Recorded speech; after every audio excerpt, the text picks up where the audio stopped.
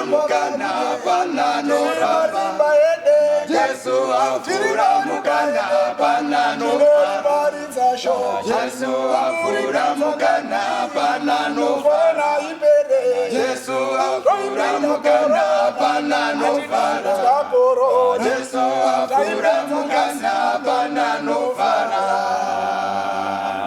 Isu tinodzi marimba edenga Mwari wekudenga atiitire zvakanaka munguva yekorona inoi tiri kuti korona ngaipere nezita raJesu.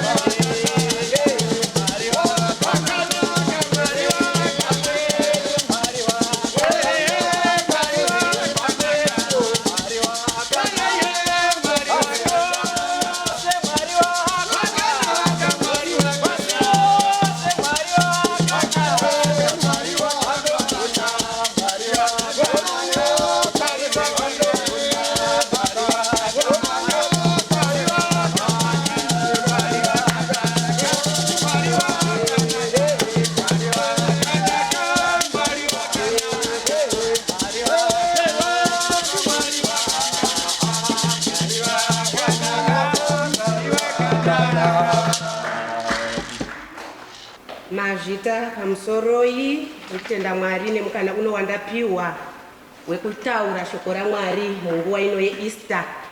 Mwari wari mubatsiri wedu. Ndinotenda Mwari pandinoda kuti pamusoro yemubato wechigaro nekundipa mukana uno wekumira pamberi penyu. Regai nditi pamusoro DS Mukata pamwe chete namai resident pastor Reverend K Marange, Reverend J Banda, Pastor K Mudambanuki, your UK mission area lay leaders Mr. Ndangurwa and Mr. Dino Zama, UK mission area CM Mr. D Mutefa, Mrs. C. Chivasa, kwaya yakakokwa marimba edenga. Regai nditi pamusoro iyi tiri kutenda Mwari nekusvitswa pano. Tinongoti this far the Lord has taken us. Mwari ndi Mwari wakanaka. Mu UK tapinzwa nekuda kwenyasha dzaMwari. Ndi Mwari wakanaka. Patiri pano moyo yedu iri kukudza Mwari. We feel very humbled and honored to be here. Nekuti Mwari ndi Mwari vanoita zvinhu nenguva yawo. Mukati menguva ino tichanzwa kutaura kwaMwari pakati pedu kuburikidza nevhangeri ratichawana kubva kuna Mateu 27, Matthew 27, kubva pavhesi 24 kusvika pavhesi 26. Tozoenda zvakare kuna Matthew 27 verse 45 kusvika pavhesi 52. Bible dzvene ngera Mwari wobhuku reupe rakanyorwa wokuwa rangu ndinorida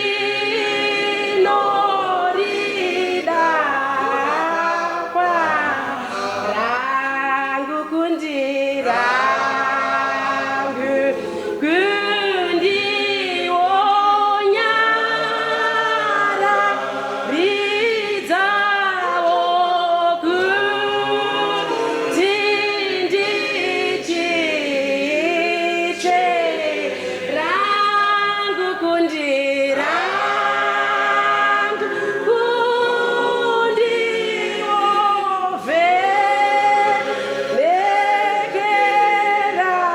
opa paupenyu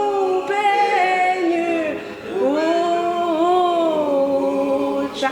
Kudaira kwangu kuti mapawana ndichatanga kuwerenga Matthew 27 kubva pavhesi 24 kusvika pavhesi 26.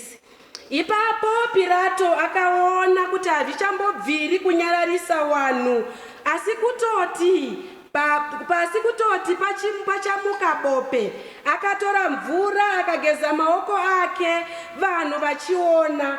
Akati, ini handina mhosva nemunhu uyu, akarurama, asi mhosva yenyu imi. Vanhu vose ndokubva vapindura vachiti, ngozi yake ngaiuye zvayo kwatiri nekune vana vedu. Zvino Pilato akabva asunungura Bhanabhasi, asi Jesu akamurova kwazvo, akamupa kwavari kuti andomurowera pamuchinjiko.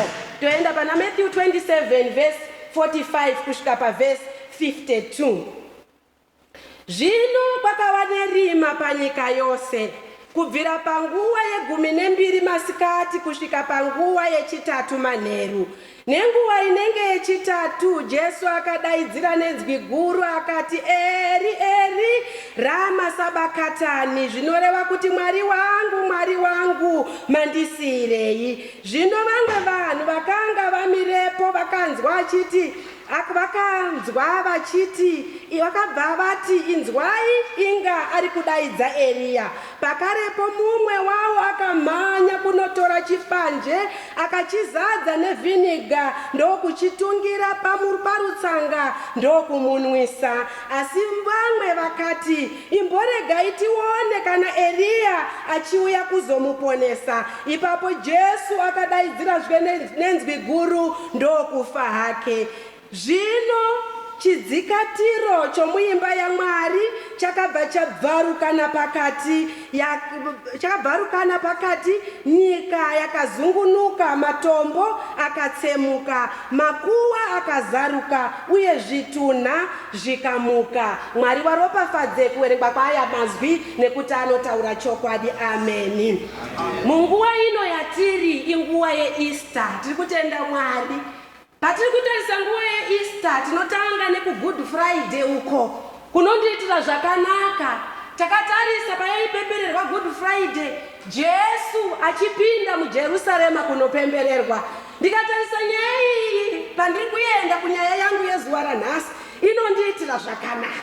Kupinda paJesu mumusha kwakanaka kwazvo. Ndoda kuti pandiri panguva ino unogona kumbotaurira ari parutivi pako kana wawina yepanguva ino kuti kupinda kwajesu mumusha kwakanaka kwazvo. Jesu wakanga wapinda hawasiye masituations akadaro. Jesu wakanga wapinda mumusha wekwako zvanga zvakanzi hazviitike zvinoitika. Jesu wakanga wapinda muupenyu hwako kana panga pakavharwa panovhurwa. Jesu wakanga wapinda muupenyu hwako kana vanga vakaita mhiko pamusoro peupenyu hwako vanoisa matomu pasi nekuti ndi Jesu wenyasha zhinji. Haleluya. Jesu anotaurira vadzidzi vake, endai kumusha wamakatarisana nawo. Kana mukange masvika ipapo, rimwe text inoti muchaona mhuru nemwana wayo yakasungwa. Imwe inobva yataura kuti muchaona dhongi rakasungwa. Kana mukange masvikako, itai mukabvunzwa, itai kuti Ishe wanorida. Mukati memasituations atinosangana nawo mukati meupenyu, kune vanhu vanobvunza. Zviri kuitika muupenyu hwako hazvisi zvitsva zvekuti kana wasangana nesituation vanhu vanobvunza. Zvakagara zviriko zvekuti vanhu vanobvunza. Haleluya. Ndosaka Jesu akabva ataura kuti ukange wabvunzwa, itai kuti zvanzi naIshe, Ishe wanorida. Kukuona hako uri mukati meupenyu kudai, kune anokuda masituations auri kusangana nawo Easter ino. Just bear in mind that God loves you, regardless of all those situations, regardless of all those problems. Even in this corona situation, just know that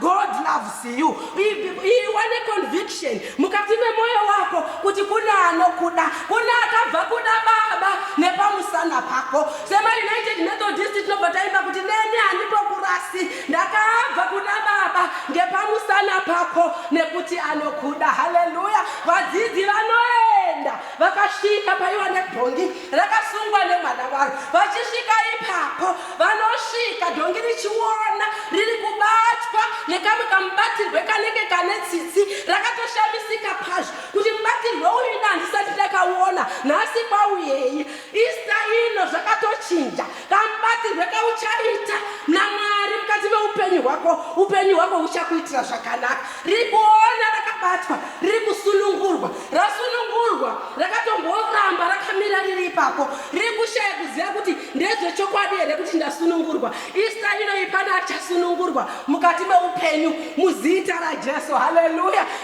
Arasunungurwa zviya dhongi rinoteerana naJesu. Haleluya. Vakange vakawaridzwa machira, vamwe vachiita michindwi vachiti hosana hosana hosana. Chinondiitira zvakanaka ndechekuti aifamba pared carpet, akanga achifamba pared carpet haasiri Jesu, aifamba pared carpet idhongi rakanga rakabereka Jesu kumusana. Regai ndikupei recipe. Haleluya. Recipe yaunofamba nayo mukati meupenyu. Tofara sei munyika yakadai ine zvirwere zviri kusimuka? Tofara sei munyika yakadai ine zvizhinji zviri kusimukira muupenyu? Ibereka Jesu kumusana uone minana yaJehovha. Haleluya. Bereka Jesu kumusana, itazve kumuisa kumusana. Pakanzi upinde unoerekana wapinda, pakanzi uende unoerekana waenda, nekuti kuna Mwari wenyasha. Haleluya. Unoenda nei nekuti wabereka Jesu kumusana. Kana kuri kuZimbabwe kwedu kwatinogara, pane chinondiitira zvakanaka. Vanoverenga news, kana vari kuverenga news, pavanenge vakunopedza vanoizwira vanosimudza. At last, I would like to thank all and the crew behind the scenes. Hallelujah. Amen. Tina Jesu wedu. Wanoita sevasingaonekwe, asi vanoita zvinooneka. Wanoita sevasingabatike, asi vanoita zvinobatika. Ndo vandiri kutaura ivavo kuti muna 2020 uno, Easter ino bereka Jesu kumusana. Uone pawangu wakanzi wewe waisirwa malimitations, unopapinda muzita raJesu. Abereka Jesu kumusana kudai kune wakarwadziwa.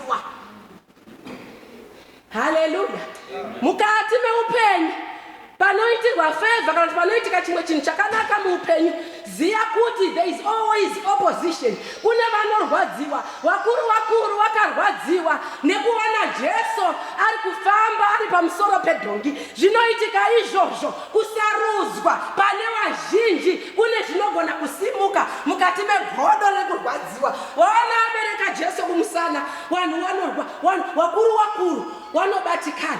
Haleluya. Paunoitirwa zvakanaka, ziya kuti dzimwe nguva pane anobatikana. Jesu ndishamwari wedu, izwaiwo muta kuri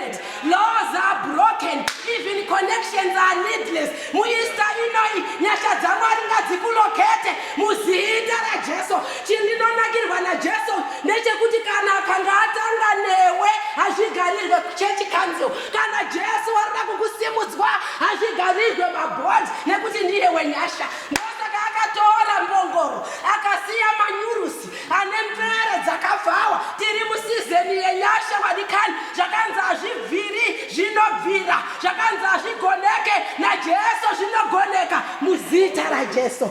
Holy Week ichifamba ndisingade kutaura zvakawanda. Inotaura zvakare pane imwe nyaya inondiitira zvakanaka, inyaya yemuonde. Jesu anotuka muonde wakanga usingabereki. Haleluya, haleluya. Muista inoi tiri kukumbirwa kuti tiite michero muzita raJesu kumafamilies kwedu kwatinobva, kunyangwe nekumhuri dzatakasiya kuZimbabwe, kunyangwe nemhuri dzatinosapota kuZimbabwe, tisanete kuita zvakanaka. Haleluya. Jesu akanga aine nzara, oenda pane muonde, anoona muonde usina chinhu uine mashizha bedzi. Washayawo here kana kambijana kekuti muonde mazikanirwa unoitwa. Kana dai isiri season yemaonde, une twaunobereka, twaunoproducer, tunonzi tumasvita, twekuti anenge aine nzara zvake anotsanziridza akadya. Zvino washayawo here kana svita muimba yaMwari. Haleluya. Chekungotiwo Mwari, it might not be your season yekuita mari, it might not be your season yekuropafadzwa, but washayawo here kana mbijana. Haleluya. Amen. Musoro weshoko nambotenderera ndichienda zvangu. Musoro weshoko wangu wandiri kufamba nawo mukati menguva inoyi unotaura kuti it's Friday but Sunday is coming. Hallelujah. It's Friday but Sunday is coming. Hallelujah. Friday haina yakanga ine nyaya dzakaiomera. Hallelujah. Friday is the beginning of change. Hallelujah. Mukati meupenyu hwedu iGood Friday ino yatiri, but remember Sunday is coming. Usafare hako nekuti uri kundiona ndine madambudziko akawanda ndiri kusangana nayo. My dear, let me tell you this, my Sunday is coming muzita raJesu. Hallelujah. Some of you are facing Good Friday issues. Muupenyu watiri kurara, mukugara kwatiri kuita, you are facing Good Friday issues. Rejection. Hallelujah, hallelujah. Betrayal, false accusations, zvese zvakasara zara mukati meupenyu hwako. Ndiri kungoti Good Friday issues, but Sunday is coming. Hallelujah. Musi weSondo unosvika, zvikuru zvichaitika. Unogona kutaura ribautipa kuti watch me after 3 days my life will never be the same again. Kana vari vanoimba vanobva what I decree and I declare that my life will never be the same again. Hallelujah, hallelujah. After 3 days, it's a Friday, but Sunday is coming. Biriku wana kumana.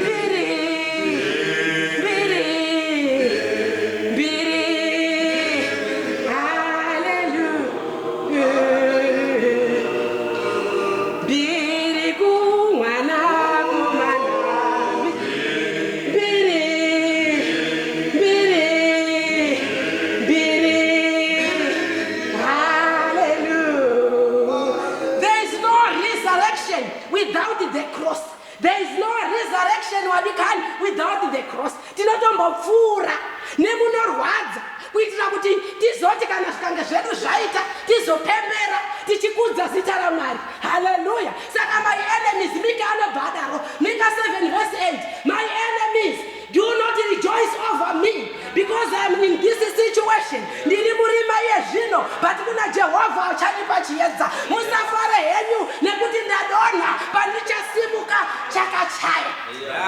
Kuti ndichichema ngema dambudziko acha pera.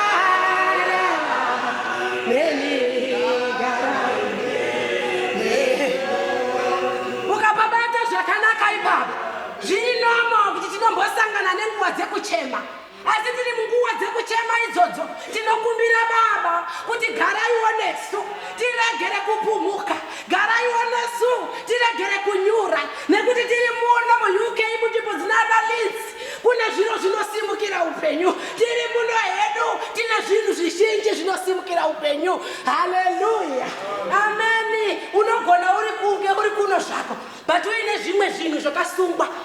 Haleluya, zvinotaurwa zvichinzi endai kumusha. Nyedhonge ndanga ndichataura zvakanzi muno mutaundi hamuna problem, imi wadzidzi endai kumusha wamakatarisana nawo. Kurova kuti muri muno muUK there might be no problem, but endai kumusha. Unogona kunge uri munomu uine vanhu vari kutaurira kuvillage kuti chidamba-tamba mushweta kabata. Ndinowa ndiri kutaura kuti unofanira kuregedzwa muzita raJesu. Zvakabatwa nevakaipa zvinofanira kuregedzwa. Sunday is coming. We are on a Friday, but Sunday is coming. Hallelujah. Endai kumusha wamakatarisana nawo. Kuna vanogona kunge vari kukurongera uri pano kudai, uri ipapo kudai. Pana anogona kunge ari kutaura nezvezita rako, pana anogona kunge ari kukudeketerera kuchikuwa, and you think everything is okay, but pana ari kutamba nezita rako, ari kuriomberera zviri serious achitaura kuti hapana chinofanira kubuda. Rega ndikutaurire shamwari, rega ndikupe hope mukati mezuva ranhasi, rega ndikupe hope pa Good Friday ino kuti Sunday is coming. Pane zvinogona kuitika nekuti vanhu vane zvinhu zvavanotarisa. Kuna vanoti vakatarisa upenyu hwako vanotobheja kuti hapana chinobuda, zvingaitika sei, nekuti vanhu vane zvinhu zvavanotarisa, vanhu vane maconditions avanotarisa. Kune kana kuti mhodzi imbere chaiyo scientifically vanobva vataura kuti how is this going to happen, and yet there are no 3 conditions necessary for germination, which are good supply of water, good supply of oxygen, and optimum temperature of about 25 degrees Celsius. Kufunga kwevanhu ikoko. Hallelujah. But with or without those conditions, Sunday is coming. Germination is going to happen in the name of Jesus. Zvakanzi azviitike gore rino zvinoitika muzita raJesu. Pavakanzi uende gore rino unoenda nezita raJesu. Pavakanzi usvike gore rino unosvika muzita raJesu. Kuna Mwari, kuna Jesu wakatifira pamuchinjiko. Haleluya. Vanonzi vakamukumikidza. Pandawerenga papa ari kutaura Matthew 27 kubva verse 24 kusvika paverse 26. Ndaikata nyaya iyo yakareba yatinoziva nekutambudzwa kwaJesu kwaakaitwa. Tosunungura aniko? Jesu uyu weNazareti kana kuti Barnabas. Hallelujah. In all the 4 Gospels, Barnabas ana chaakataura. Barnabas wanga akangonyarara. Niri kunyarara kwake ndofunga kuti mhosva yakaitoiziwa kuti ini ndine mhosva, but nenyaya iyoyo yegodo vakakumikidza Jesu nekuda kwegodo. Rega ndikutaurire mudikani, hazvina basa kuti umwe munhu unomutengera shuga, hazvina basa kuti umwe munhu unomutengera hupfu nechikafu. Kana akada kungosimuka kuzungudza godo anogona kungorisimudza. Pachaunga ichocho pange paine vatoitirwa vakaitirwa nyasha naJehovha, vakaitirwa nyasha naJesu. Dzimwe nguva waakanga amutsa kuwakafu wakange warimo, munhu anoshanduka. Haleluya. Zviri nane kuvimba naMwari pane kuvimba nemunhu, nekuti munhu anoshanduka. Haleluya. Munhu anokuchinjira so kuchinja statement, kuchinja zvekuti unotoshama nazvo kuti ndiye here wananga ndichitaura naye zuro uya. Munhu akushandukira, but Mwari hawashanduke. Haleluya. Aitoti akagara ipapo achitongwa, aitotarisa achona inga ndiniwe ndakati nezuro makange muchichema kuti mwana wangu haasi kuita zvakanaka, inga ndiwe iwewe wandakaitira zvakanaka, Lazaro wandiwe iwe wandiwe here, achiona vanhu vasanduka. Haleluya. Zvikanzi sunungurai Barnabas, uyu Jesu uyu ngaaroverwe pamuchinjiko. Beta muti sunungurirei Barnabas, Jesu ngaaroverwe pamuchinjiko. Haleluya, haleluya. Pilato anonzi ashaya kuti oita sei, anogeza maoko akati chiita henyu zvamunoda naJesu uyu inini ndabva mazviri. Haleluya, haleluya. Ameni. Hanzi vamwe vakaridza mhere. Kuimwe text kunobva kwanzi vakaridza mhere. Do you know that kana vanhu vachida kuisa hope disadvantage vanotoita zvekuridza nemhere chaiyo chaiyo. wairidza mhere. Uyo akada kuti ataura kuti Jesu uyu toita sei naye kuti zvinyatsosimba, wairidza nemhere kunyatsorowerera chaiko chaiko. Kune vamwe vanhu vanogona kurowerera. Do you know kuti vanhu vari majeri vaya havazi wese vane mhosva. Kune vamwe vatori innocent chaivo, asi nenyaya yekuti akawana munhu akamurowerera haana kugona kubuda mujeri.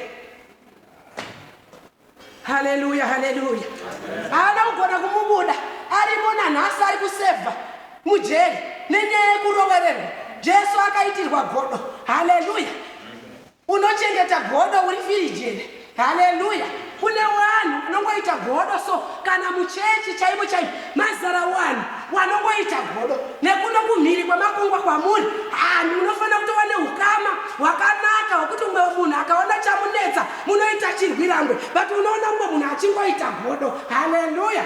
Kugara hedu takadai kunoziva here kuti kubehind kune vanhu vane godo nesu vanenge vachikurongera. Amen. Jesu paaita zvakanaka haana kumboziva kuti kumashuro kune matare ari kutogarwa ekuti arovererwa pamuchinjiko. Haleluya. Kana ari tongaimoni akasiya emu akaenda zvake akati kune vari kurongera hondo iyo, hondo iyo, kahondo iyo wakakumaka. Haleluya. Kune vanhu vanogona kuronga. Kana wafunga kukuparadza vanogona kukuparadza. Kunoyemberwa naSimon Chimbati kuti kundimaka kwose paunoita unondimakirei. Haleluya. Kune vanhu vanongoita ukamubvunza anokutaura kuti I don't know kuti mushamba ndakamuengerei. I don't know. I don't know. I don't even know.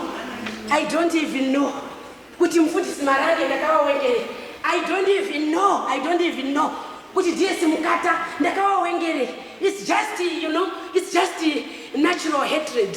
Kune vamwe vanoedza kuda kujustify chitadzo so vanoedza kuda kujustify kuti vanhu vazvitore sezvinhu zvakanaka. Haleluya, haleluya. Ndo vandiri kutaura kuti aiwa regera wakuwenge. Amen. Regera vanotaura so many things wakutaure. Amen. Ndo kuti zvigoonekwa kana Mwari wakuita zvinhu. Iye Mwari vanogona kubvisa munhu from zero to hero. Iye Mwari anogona kubvisa munhu from prison to palace. Miraone zvichaitwa naMwari in 3 days. Resurrection day will surely come. Hallelujah. Nezvimwe zvinhu zvausingazive kuti unazvo mukati meupenyu. Kune wakangwarira kuwiga mablessings eupenyu hwako. Unogona kunga uri muUK muno uri kungorova maraundi kudai, uri kungorova maraundi kudai, uri kungorova maraundi kudai kuti ubate chinobuda hachibatike. Why? Because pana ari kutaura kuti zvino tinoda kuti kana Satani aine zvako zvaakabata ngaazvidzore nekukasika muzita raJesu. Kana aine mapatapata ako chaiwo ngaadzosere. Ndinonogezesa muzita raJesu. Zvose zvakatorwa taakuzvida muzita raJesu. Amen, amen, amen. Jesu anotorwa, nyaya yacho tinoiziva. Anozvuzvurudzwa, anosvipwa, anosvipirwa mate, anotukwa, anorohwa. Zvese izvo zvichiitika kumunhu akanga asina mhosva. Haleluya. Anotosvika pavhesi yatatawerenga vhesi 45 kufa kwaJesu. Hanzi kwakawa nerima panyika yose.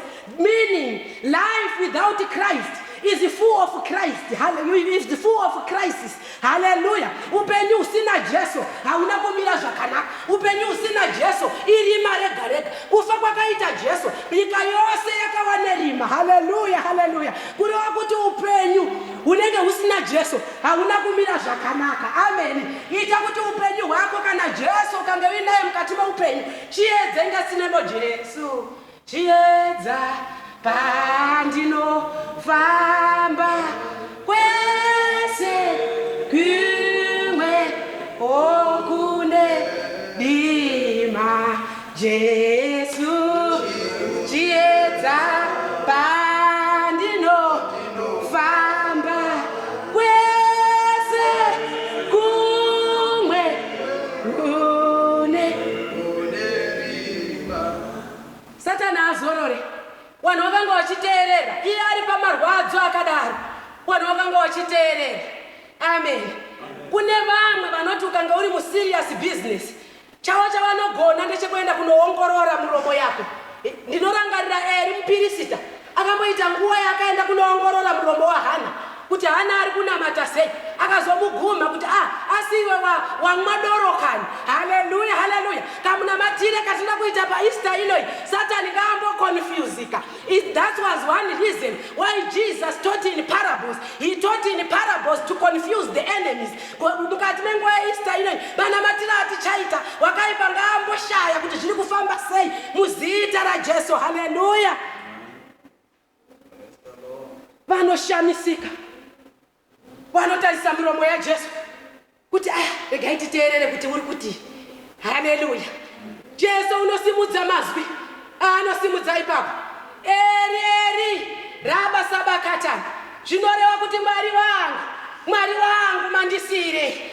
Zvadaro zviya vanhu vanoita wrong interpretation. Amen. Hazvishamisi vanhu vari kuinterpreta upenyu hwako zvisiri izvo. Vari kutotaura kuti azoshupika munhu aimusi muri kuona nzeve dzacho dzinenge dzaakujekera unorwara basi. Ndo wrong interpretation anoitwa nevanhu. Jesu ataura kuti eri raba sabakatani. Vamwe vanofunga vanotaura nepasipo zvikanzi inzwai ari kudaidza Eria.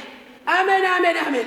Zvinogona kuitika izvozvo. Handiwe watanga, but Sunday is coming. It's a Friday today, but Sunday is coming. Surely germination will take place. Zvangu zvaupenyu hwangu zvinogoneka muzita raJesu. Hallelujah, hallelujah.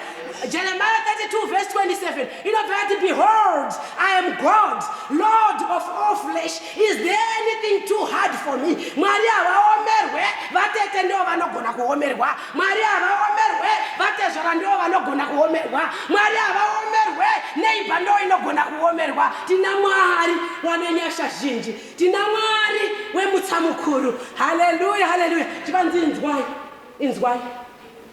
Zviri kuitika kumushikumba kwako iwe. Kana dai wakanzwa zvakanaka, vanotry kuzviinterpreta in a way yekuti wewe ukazozvinzwa back zvakutaurwa unorwadziwa. Vanotry kuzviinterpreta back in a way yekuti wewe ukazozvinzwa unobatikana. Haleluya, haleluya. Iyo zvinhu zvinoitwa nenguwa. Amen. Jesu aigona kungoti achingofa ipapo otomuka, asi zvakatora mazuva matatu. Zvimwe zvinombotora kanguwa kuti mbiri yaMwari ionekwe.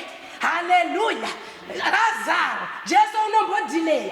Waidelay nei kuti mbiri yaMwari ionekwe. Zvimwe zvinhu zveupenyu hwako hazvina kunzi zvarambwa kuitwa, but zvinoitika nenguwa. Ingati nekamboka tinobva tati mweya wangu, mweya wangu shina.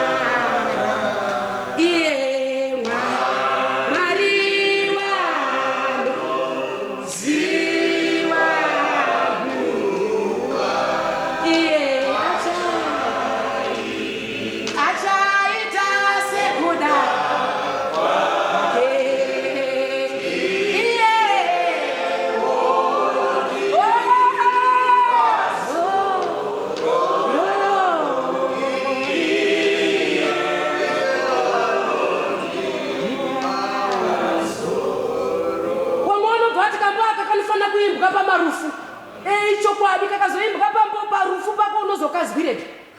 Mweya wangu, mweya. Kaifana kubatsira iwe uri mupenyu. Iwe chinyara. Iye. Maria. Ziva. Iye. Achaita sekula.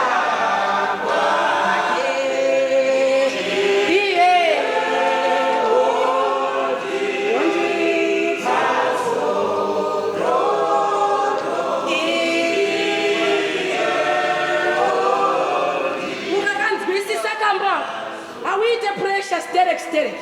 Ukakanzwa kambwa hauite godo maningi. Why? Nekuti unongo wachiziva kuti zvinhu zvaMwari zvinoitwa nenguwa. Kana ari macheso kuZimbabwe akaimba kuti tafadzwa nyarara, Mwari unoziwa. Hallelujah. God knows. In your situations, God knows the right time. Yekuti akuburise mukati mesituation yauri. Hallelujah. Ini pandakakura kumusha kwangu pandakakurira. Ndakakura ndiri nherera. Ndiri last born mumba medu. Mai wangu iri shirikadzi. Ndaizoona mai wangu wachiuya kunonoka padhoo rematicha.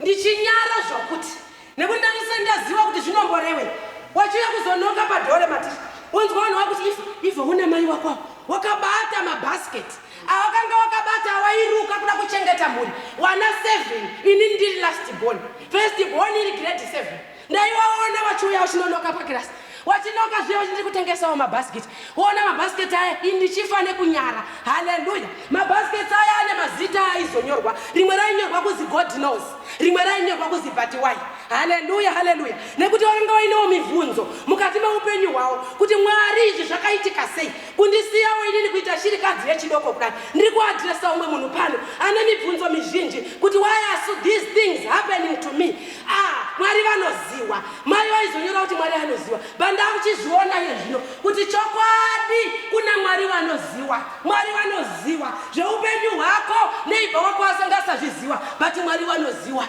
haleluya ameni iye zvino izvi mumba mazara unogona kunge uri kuno kutonzwa kuti uri ku-UK kuno kutonzwa kuti mwana wako uya atova into drug abuse wauri kushingirira kushanda munomu ukakwira noku ukadzika noku ukadai hazvitisiye tisinganamati ngatirambei tichinamata paTesalonika kutanga chapter 5 verse 17 inobva yati pray without ceasing even munguva ino yecoronavirus yanetsa pasi pose kudai hazvitimise kunamata pray all the time pray without ceasing haleluya haleluya ndaikazozviona mhinduro yazvo ndakura kudai kuti okay mumba muya manje kana Mwari wakuita wakambonyorwa mabhasiketi kwanoziva mumba izvozvizvi hamunamo mabasa makuru asi izvozvo zvokungoti umwe noumwe ane mararamiro ake mune maticha mune manesi izvozvi pana mufundisi akamira pamberi penyu nyasha dzaMwari unotadza here kuti Mwari vanoziva even zveupenyu hwako iwewe Mwari vanoziva ende chinhu chakaiswa munewe naMwari munhu agone kuchibvisa hapana munhu anogona kuchibvisa hapana munhu wenyama inoi anogona kuchibvisa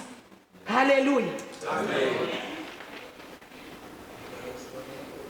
kumusha kwediko weUNICEF wakauya mvura yaenda kusina mvura kwaita drought tikazida kuisa chibhorani mumusha muno zvatida kuisa chibhorani toenda pahanhu vanoenda pachief panotsvagwa mvura inoshaika wanotenderera nevillage watenderera nevillage kudaro vakuda kutobuda vaita give up varungu vanga vauya vanozosvika pamwe pamusha pomwe murume anonzi bambo James wekubocha haleluya vasvika ipapo zvikanzi congratulations mvura iri pano haleluya kumunhu akanga asingatarisirwe kumunhu anga asina kana chinhu mukati mevillage ndiyo anga achitorwa seoutcast mufamily mako unogona kutorwa seoutcast but Mwari hawarambe wakanyarara Friday Sunday will surely come mukati meupenyu hwako haleluya wabata mvura kudaro vanosiya vaisa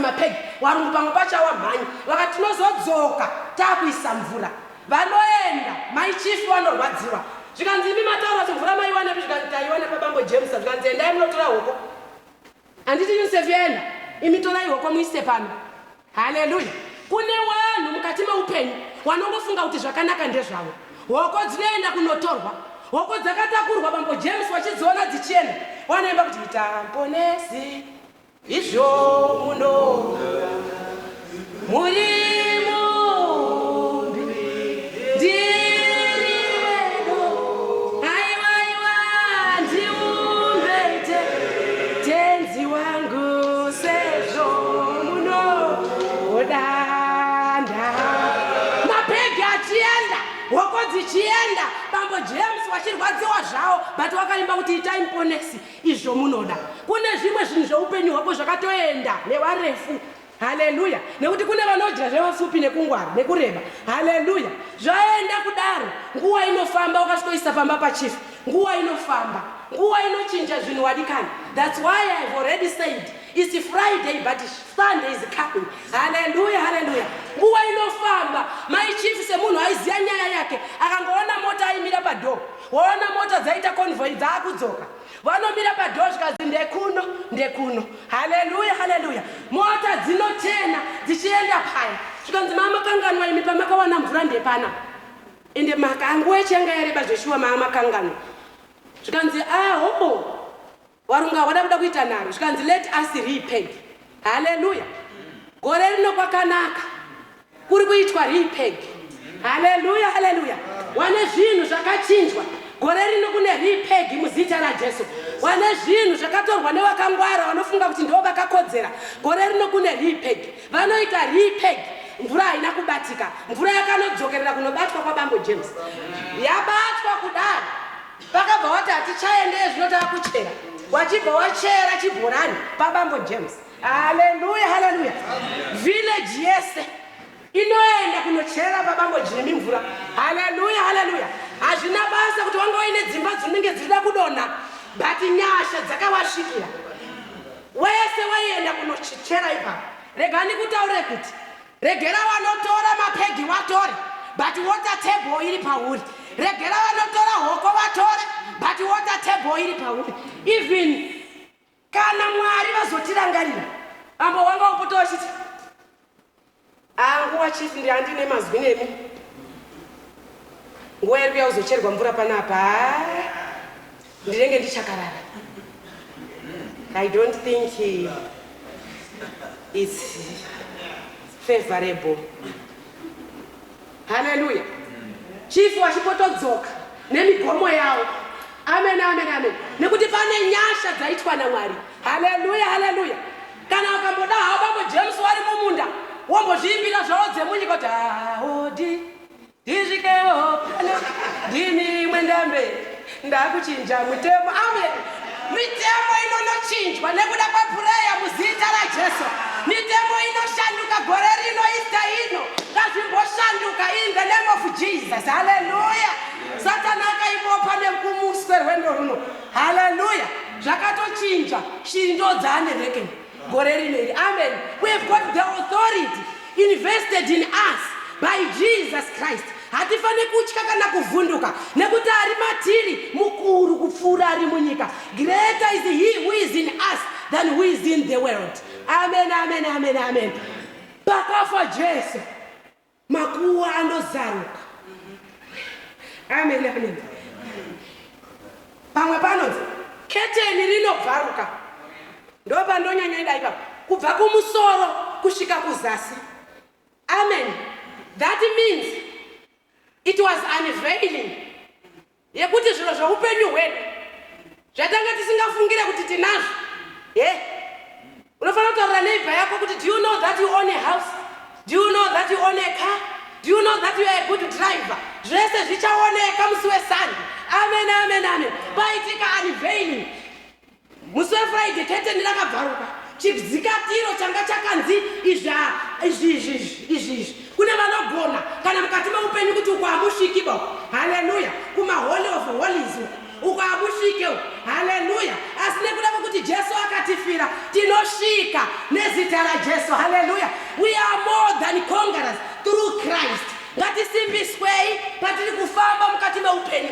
Munyika isiri yedu, munyika yatiri kugara, tiri kuita sevatorwa. Ngatirambei tichishingirira, tichiziva kuti kuna Mwari wanorarama. Ngatirambei tichishingirira, tizive kuti madambudziko angawapo, but we will always conquer. Tinokurira nekuti Mwari wanesu. Mwari vatigonese, Mwari vatiitire zvakanaka. Kune zvizhinji munozese Satani akada hake kana vari wezimudhanisi wakaimba kuti finhu. Satani kana akada anogona kuti finhura so mukati meupenyu kuisa zvinhu zvisizvo pamusoro pemablessings edu. Haleluya, haleluya. Amen, amen, amen. Ndiri kuti ramba uchinamata pasi pekutambudzika pane mafaro. Mwari watibatsire, Mwari watikomborere. Ratirambei tichinamata. Mwari waramba wachitipa simba rekupfuurira mberi. Tina Mwari wanonzwa. Tingachema nhasi Friday, but Sunday inouya pachamuka zvizhinji, pachagadzirwa zvizhinji zveupenyu hwedu. Mwari atibatsire, Mwari atikomborere. In the name of the Father, the Son and the Holy Spirit. Amen. Amen. Zvaringana